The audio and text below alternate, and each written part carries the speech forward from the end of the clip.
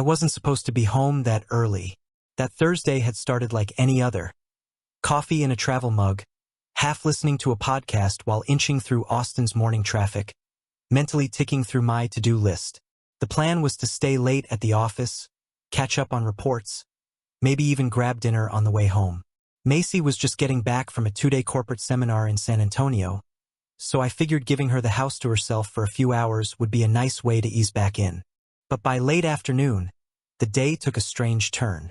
My last meeting was canceled, and traffic, for once, flowed like water. I remember sitting at a red light, weighing whether to stop somewhere for a bite or head home. For reasons I couldn't explain, I felt a pull toward the latter, like some quiet voice in my head was nudging me there. When I walked through the front door, the house felt still in a way that made me pause. No TV murmuring in the background, no faint music from the kitchen, not even Macy's footsteps upstairs. Just silence and the hum of the air conditioner. I set my keys on the counter and that's when I saw it. Right there on the kitchen table, lying flat, perfectly aligned with the table's edge. A single piece of paper. It was a hotel receipt, printed in crisp black ink, with the San Antonio hotel logo at the top. The date matched her trip. My eyes scanned down. 2 guests. Breakfast included. Late checkout. I read it twice, my brain resisting the obvious implications. Before I could even process the questions forming in my head, I heard the back door open. Macy stepped inside, a reusable grocery bag over her arm. Her hair was still styled like she'd just walked out of a conference room, makeup flawless. She smiled when she saw me, surprised but not startled. "You're home early," she said, setting the bag down. "Yeah," I replied, my eyes flicking toward the paper. Traffic was light. I must have looked at it a beat too long because her gaze followed mine. And just like that, she shifted gears. Fluid, effortless. "Oh," she said, picking up the paper between 2 fingers like it was nothing more than a flyer. "This?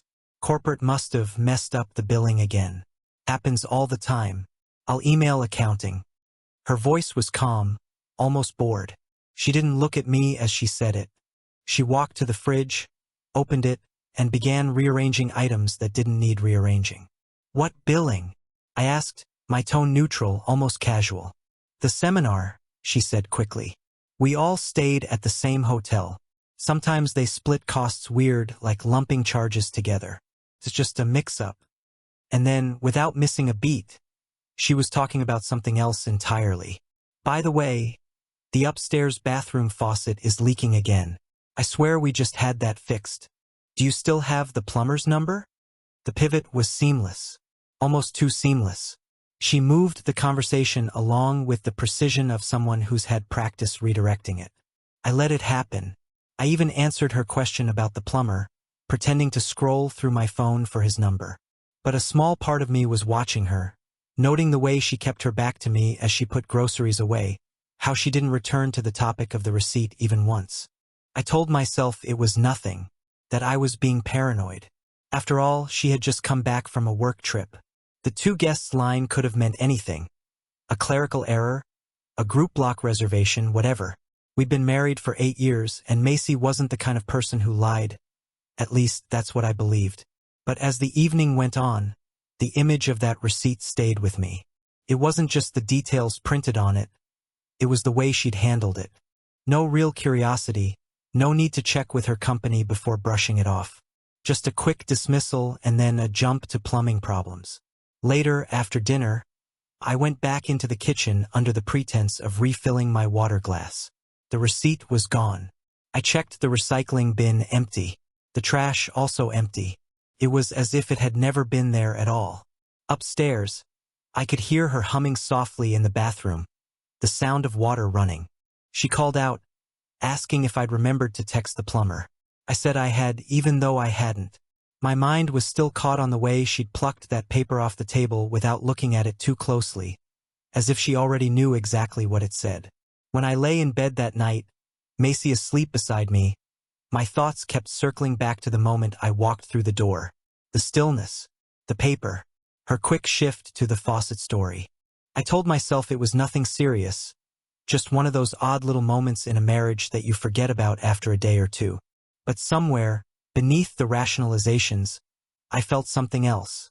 A faint, almost imperceptible crack forming. And I knew, without wanting to admit it, that cracks have a way of spreading. I told myself the receipt was nothing, just a glitch with corporate billing, the kind of dull mistake that happens 1,000 times a day. But once you see a crack, you can't unsee it. You start running your thumb along the line, testing it, telling yourself you're being dramatic while listening for the faintest sound of stone giving way. That night, I tried to let it go. I watched a game with the volume low while Macy folded laundry on the couch, humming like everything was normal. But my brain had switched into replay mode, scrubbing back through the last few months and pausing on moments that hadn't seemed important when they happened. The first thing that stood out was the shared location. We'd had it on for years, mostly for convenience. Grab milk if you're near HEB. Or, I'm 5 minutes out, start the pasta. A couple months back, she told me her phone had glitched during an update and the setting turned itself off. I'll fix it later, she said. Then later never came. When I brought it up a week after, she laughed and said, "Babe, I don't need a digital babysitter. You know where I am." I made a joke back, something easy to keep the peace, and we moved on. Then there was the perfume. Macy's always kept it minimal, citrus, clean, like she'd just stepped out of sunlight. In the past few weeks, she started coming home wrapped in a heavier scent I didn't recognize. It was expensive, complicated. It didn't smell like her. When I asked where it came from, she said a vendor sent samples to the office and everyone took a bottle. I nodded like that made sense. Later, I found the same bottle tucked into a tote I'd never seen before, still wearing a ribbon like a small apology she forgot to deliver. The clothes showed up next. New dresses, nice ones. Tailored and sharp, colors that looked like they'd been chosen by someone who'd studied her carefully. Perks of the job, she said. We're doing a rebrand and the marketing team organized wardrobe sponsorships. She said it with a shrug, as if free designer clothes grow on office trees. I wanted to believe her. Honestly, I did. I told myself I must be old-fashioned, out of touch with how corporate works now. But every tag I cut off felt like tearing a corner off a page I was going to need later. Her moods shifted, too. Like the house had its own weather system running separate from Austin's. Some nights she blew in sparkling, talking fast, eyes bright, laughter riding ahead of her like a parade. She'd kiss my cheek and tell me I wouldn't believe how funny Janet's presentation was, how wild the client dinner got, how the bartender made a mezcal something or other with a smoked orange. I tried to keep up, but then the parade would end, and the street would be empty. She'd go quiet, retreat to the bedroom, and lie there scrolling in the dim blue light until sleep took her without warning. The balcony became her confessional, only not to me. Before, she'd step out there to water the plants or watch the storms roll up from the south. Lately, it turned into a stage for private murmurs. She'd take her phone and slide the door shut with the gentlest little click, the sound a librarian makes asking for hush. I'd catch fragments through the glass, soft laughter, a question asked twice to buy time, silence stretching like taffy. When I came out to ask if she wanted tea, she'd wave, smile with her mouth and mouth work, as if the word itself were a badge. She started keeping the charger by her side of the bed again. That used to be my side, my alarm, my podcasts, the place phones go to die. One night I knocked my water over and reached for a towel. Her phone lit up with a preview. A name I didn't recognize. Something quick and clever in the message, the kind of line you draft twice because you want it to land. She tilted the screen away without looking up from her book and said, "Can you grab me a tissue?" It was so smooth I almost admired it. Weekends got weird. Macy used to sleep in on Saturdays, then roll out of bed for breakfast tacos and a wander through the farmer's market. Lately she was up early, meeting a friend, for a Pilates class across town. The kind of thing I'd been gently invited to try exactly once in our 8 years together. When she came back, she smelled like that perfume and a different soap, hotel lobby clean. She'd be buoyant for an hour, then tired the rest of the day, like whatever lifted her had a short battery. She changed her calendar habits, too. She used to overshare every meeting. We're onboarding the new CRM, quarterly sync, happy hour with the design team. But now there were blocks that just said, out. If I asked, she had answers tucked and ready. Client visit, she'd say, or vendor tasting. And flash me a picture of a charcuterie board that could have been taken anytime, anywhere. When I said I missed her, she squeezed my hand and said we were just in a busy season. After this quarter, she promised, things will slow down. After this quarter became a moving target, like a mirage that kept stepping back. I noticed the little housekeeping of secrets, the subtle way a person remodels a life without filing a permit. The second email account, for newsletters. The new passcode, because my bank recommends it. The car seat adjusted slightly forward. The playlist full of songs with bass you feel more than hear, songs that make your shoulders loosen. She joked that she was having a second adolescence. I laughed with her, then lay awake later, listening to the ceiling fan tick. My friends asked if everything was good. I said yes because that's what people say and because I wanted it to be true. What I didn't say was that conversation with Macy had started to feel like trying to hold water in my hands. She gave me enough to feel wet, not enough to drink. At work, I caught myself checking my phone more than I ever had. I wasn't looking for messages from her. I was looking for their absence. Whole afternoons passed without a text. When I reached out first, she replied with thumbs-up emojis, the punctuation of somebody multitasking. At 5, a new habit, don't wait for me, eat without me. At 9, long day, I'm beat. By 10, the balcony door was a metronome, sliding open and shut between sighs. Money told its own story. Small charges that stacked like bricks. Ride shares at odd hours. Restaurants she'd never mentioned. A boutique in San Antonio that didn't sell anything her company would expense. When I asked if she wanted me to scan receipts for our budget, she said accounting had a new app and it was easier if she did it.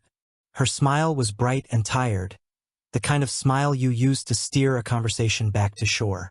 Looking back, I can see the moment I started cooperating with my own confusion. It wasn't just that she changed. It's that I helped conceal the changes. I accepted the dead battery explanation when location sharing disappeared. I nodded at the story about the gifted dresses. I told her she looked incredible and meant it, even as I wondered who she was dressing for. I let the balcony door click shut and told myself privacy is healthy in a marriage, which is true until it isn't. The night after the receipt, she came to bed late. I pretended to be asleep. She lay there quietly, hands folded over her stomach like someone waiting for a verdict. In the dark, I could smell the new perfume, the last thin ribbon of it. I thought about our first apartment, the way we ate on a futon and clinked mismatched glasses and laughed when the power flickered during summer storms. We had been so good at being poor. No sponsors, no mezcal, no late checkout. On Sunday, I found our shared location still off and asked if she wanted me to fix it. She shook her head without looking up from her laptop. IT says it drains the battery, she said. Besides, you know my schedule. I made coffee, poured hers into the travel tumbler she likes, and wrote her name on the lid with a Sharpie like I was labeling something I didn't want to lose. I didn't confront her. Fear dresses itself up as patience sometimes, and I let it wear my clothes. Instead, I made a private agreement with myself.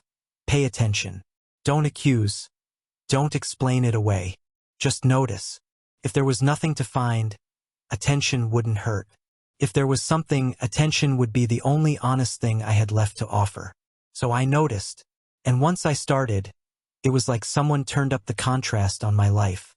Every small brightness had a shadow under it. Every explanation came with an echo. And the crack I'd felt when I first saw that receipt, it wasn't just a line anymore. It was a map. It was supposed to be a simple, polite appearance. Macy's college alumni reunion had been on the calendar for months. The kind of event where you dress decently, smile at strangers who swear they remember you, and make small talk until it's socially acceptable to leave. I wasn't even planning to go inside at first. Just drop her off, maybe swing by a coffee shop, and come back when she texted. But fate has a way of folding you into places you'd rather not be. I was just pulling into the venue's parking lot when I spotted a familiar figure a few rows over. Jason. I hadn't seen him in years, not since before Macy and I were married. We weren't close, but we had enough mutual friends to trade the occasional handshake. And, more importantly, I knew he'd dated Macy once, back in the hazy space between college and when she and I met. I waved. He recognized me instantly, smiling like the years hadn't passed, and walked over. "Hey man, you here for the reunion?" I told him I was just dropping Macy off. He raised his eyebrows at her name but didn't comment. Then, with the ease of old acquaintances catching up, he asked if I minded walking in together. So that's how I ended up stepping through those glass doors with Jason at my side, scanning the crowd for Macy. She was near the center of the room, holding a champagne flute, mid-laugh with a small circle of women. Her dress was a soft green the first hadn't seen before, hugging her in a way that made her stand out from the crowd. The moment her eyes landed on us, on Jason beside me, it was like watching a stage light blow out. The laughter cut off. Her face drained of color. "Macy," I said, stepping forward. "Look who I ran into." Her lips pressed into something between a smile and a grimace. "Jason. Wow, it's been a while." Jason chuckled, completely oblivious to the static in the air. "Yeah, it has. You look great." The conversation that followed was short and awkward. Macy excused herself to grab more drinks, but never returned. The rest of the night felt slightly off, her smiles tight, her touches absent-minded. When we left, she seemed relieved in a way that didn't match the polite exhaustion of small talk. It wasn't until days later that the truth found me. Jason called, which was unusual enough to make me answer right away. His voice was hesitant, carrying the weight of someone deciding between staying silent and doing the right thing. "Listen," he began. "I should probably tell you something. About Macy." I sat down. "Okay." He sighed. "After you two got married, early on, she kept seeing me. For a while." My brain stalled. "Seeing you? You mean?" "It wasn't just texts," he said quickly, as if bracing for my reaction. "It was actual meetings, hotels, trips. She'd visit when you were out of town. I thought you knew, or maybe I thought the marriage wasn't going to last. When I moved out of state, I figured it was over. We stopped talking completely after that." There was a long silence on my end. My heart was pounding so hard I could hear it in my ears. "You're telling me my wife was sleeping with you during the first year of our marriage?" "Yes," he said simply. "And she was the one who reached out, said she missed me. I didn't go looking for it. I'm not proud of it, but you should know." I wanted to hang up, to put the words back into whatever dark corner they'd come from, but instead I stayed on the line, asking questions I never imagined myself asking. When? Where? How often? His answers were specific, detailed enough to remove any possibility that he was making it up. Dates that lined up perfectly with her work trips. Cities I remembered from old receipts. Even a hotel in Denver I recalled because she'd brought back a branded pen I still used in my desk at home. When we hung up, I didn't move for a long time. The phone sat on the table, the call log glowing like an accusation.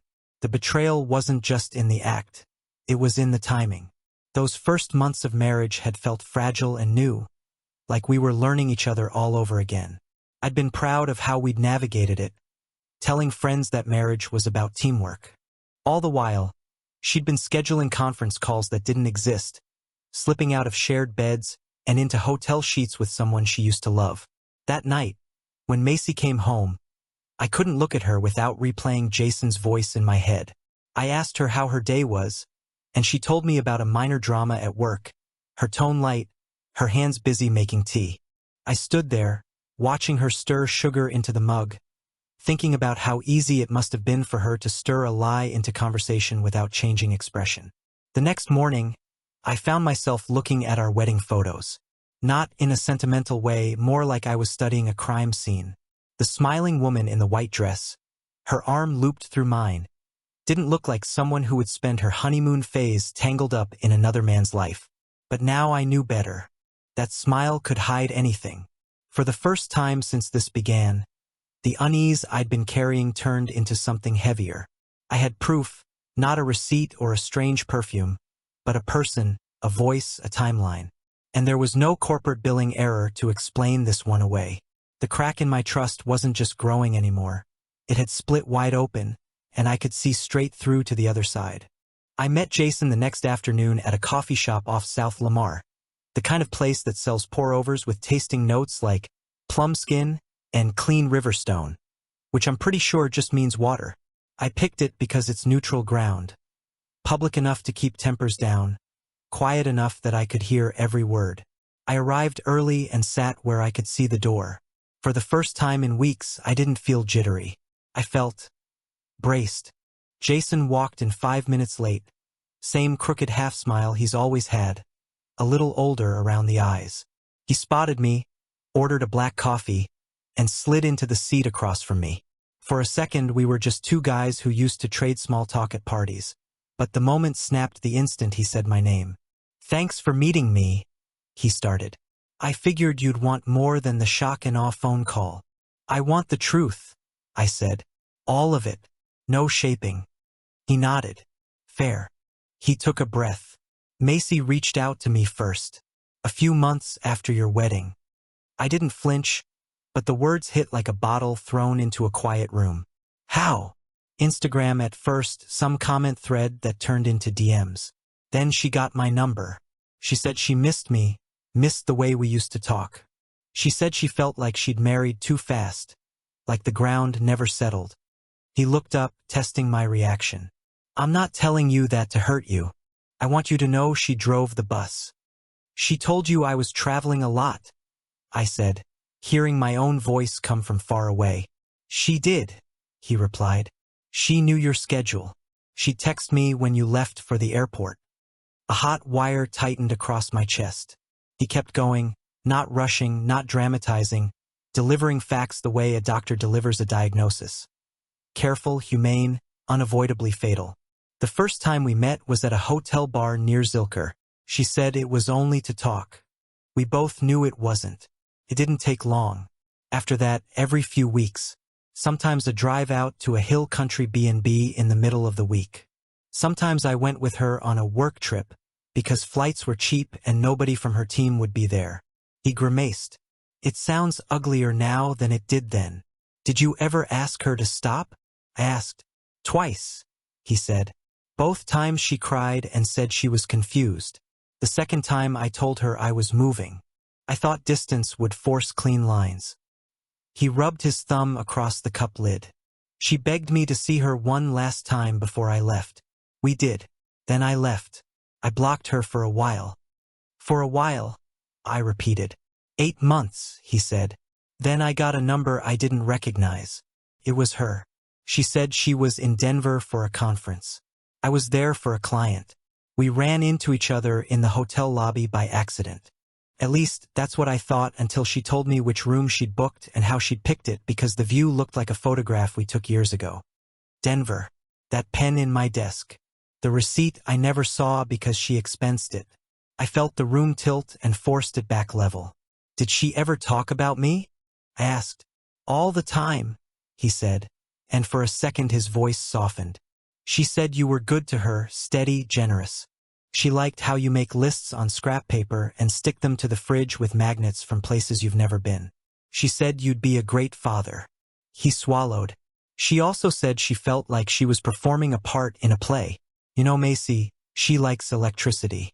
She doesn't like silence. With you," she said, "it felt like silence had started to creep in." I thought about the balcony calls, the thumbs-up emojis, the late nights that ended in a door sliding shut. "Silence is a two-person job," I said. "She could have told me." "You're right," he said. "She didn't." He leaned back and stared at the ceiling like there might be a cue card taped up there.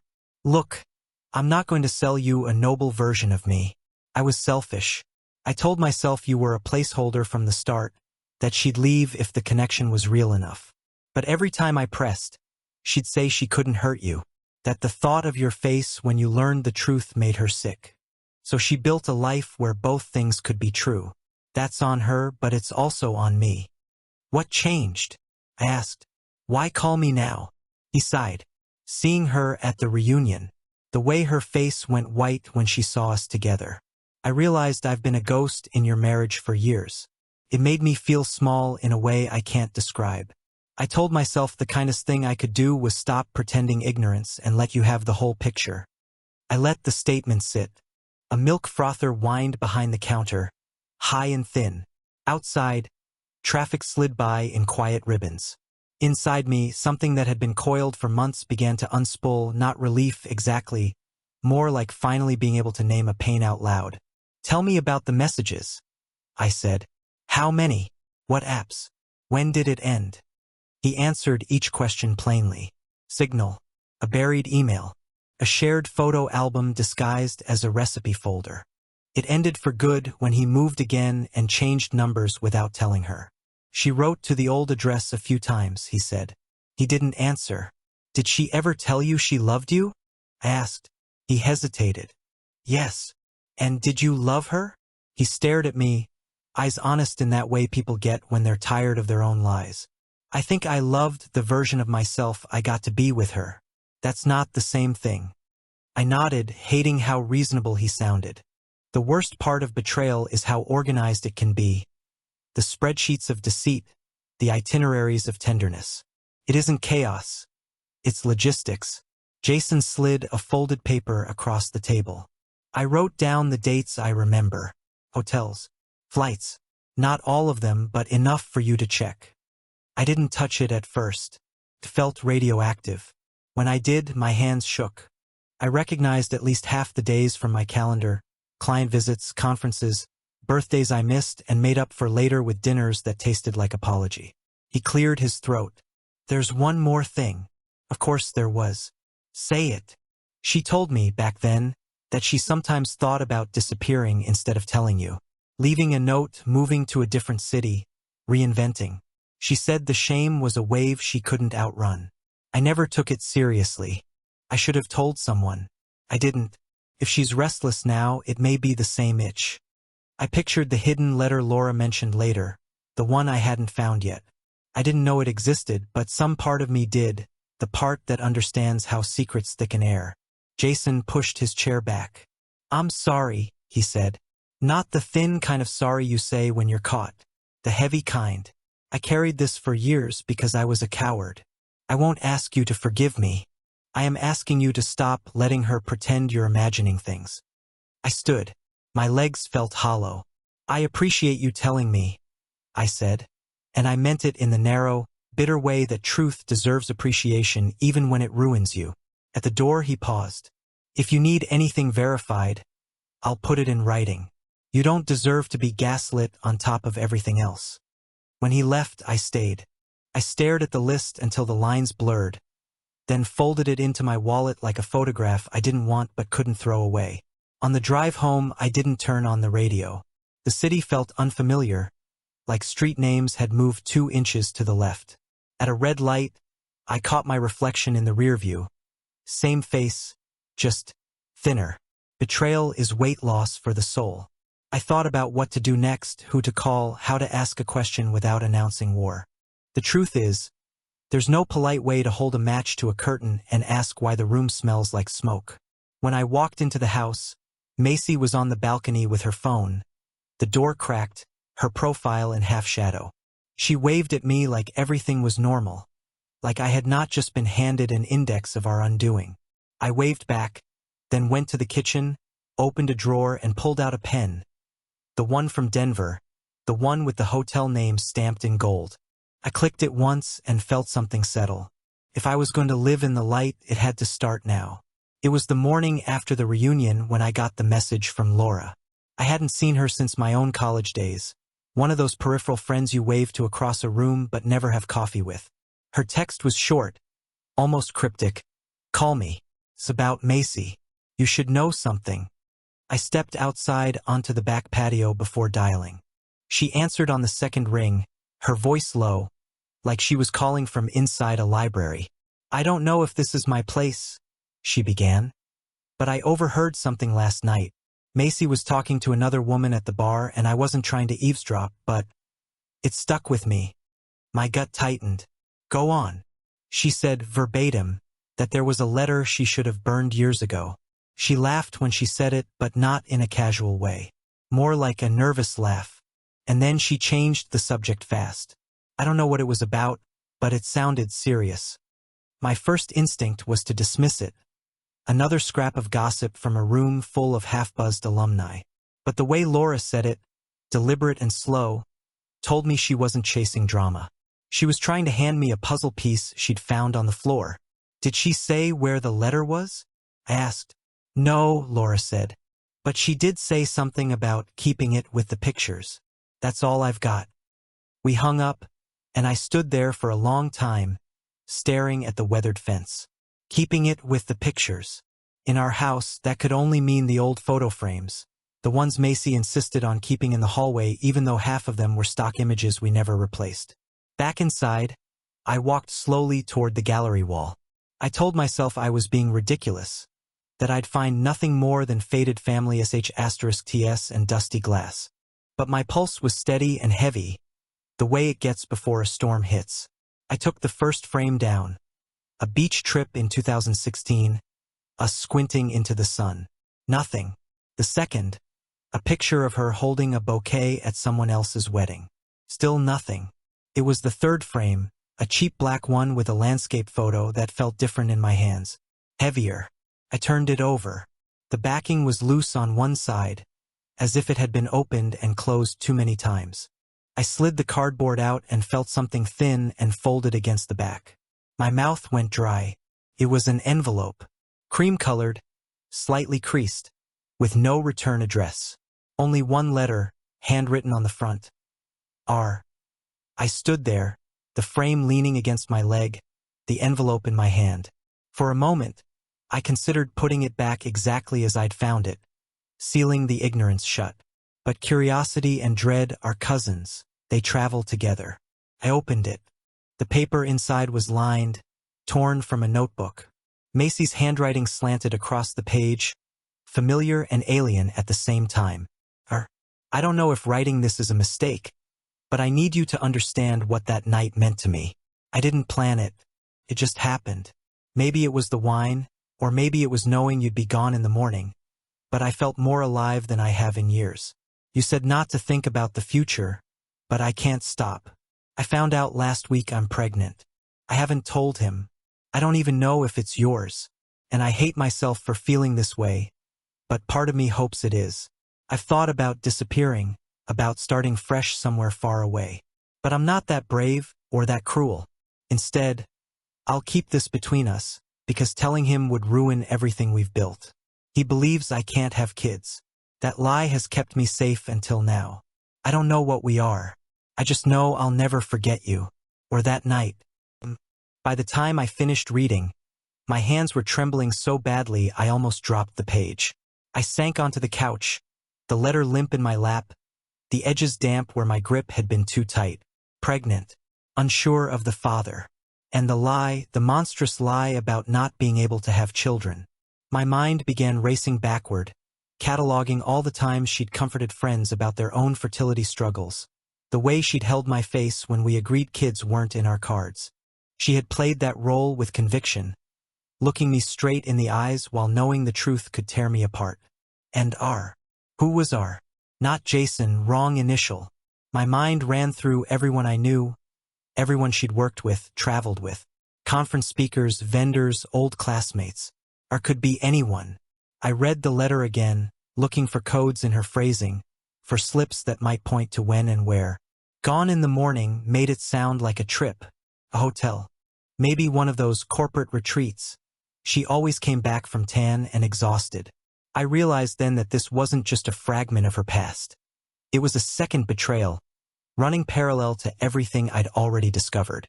Jason had been the opening act, but R was something else entirely. Something she'd hidden so well that even Jason might not have known. For a few minutes, I thought about calling Laura back, telling her she just handed me a live grenade. Instead, I folded the letter carefully, slid it back into the envelope, and tucked it into my desk drawer. I needed time to think, to decide whether to confront Macy now or wait until I had more than a single piece of paper as proof.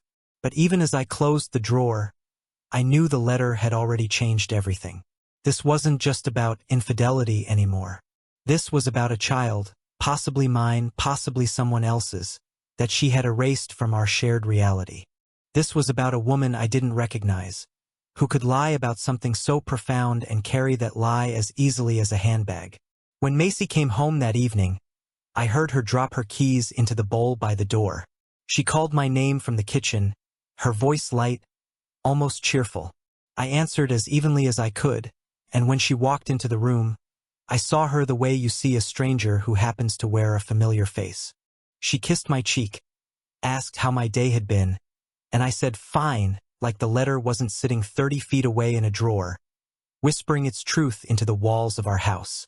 I didn't ask about our, not yet, but I knew I would. And when I did, she wouldn't be able to talk her way around it. Not this time.